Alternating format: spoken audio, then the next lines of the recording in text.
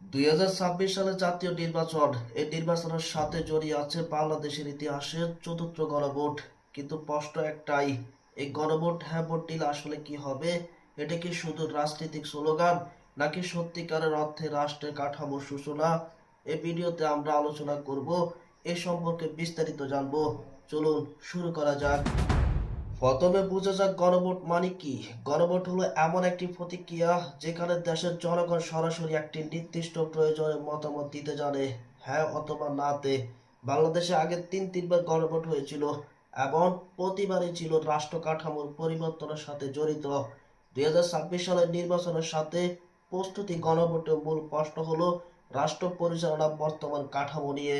এখন আসি সবচেয়ে গুরুত্বপূর্ণ অংশে। যদি জনগণ গণভোট হ্যাঁ ভোট দেয়, তাহলে রাষ্ট্র সংস্কার পথ উন্মুক্ত হতে পারে, সংবিধান আইন কাঠামো পরিবর্তন আসতে পারে। তবে একটা কথাই পরিষ্কার, হ্যাঁ ভোট দিলে মানে সবকিছু একদিনে যে বদলে যাবে, বরং এটি এমন সংশ্লিষ্টের একটি রাজনীতিক ও সংবেদনশীল অনুবেদন পেতে পারে।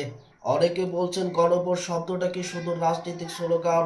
সত্যি কথা বলতে সবকিছু নির্ভর করছে ব্যবস্থাপনার উপরে। যদি গণভোট ফলে সম্মান জানানো হয়, যদি জনগণের মত অনুযায়ী আইন ও কাঠামো বানানো যায়, তাহলে এটা হতে পারে রাষ্ট্র সংস্কারের সূচনা।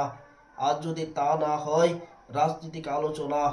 কিন্তু সুতরাং সামনের নির্বাচন মানে শুধু গণভোট নয়, এটা হতে পারে দেশের ভবিষ্যৎ কাঠামো নির্ধারণ। হ্যাঁ বা না, যেটাই হোক না কেন, সিদ্ধান্তটা আসবে জনগণের কাছ থেকে।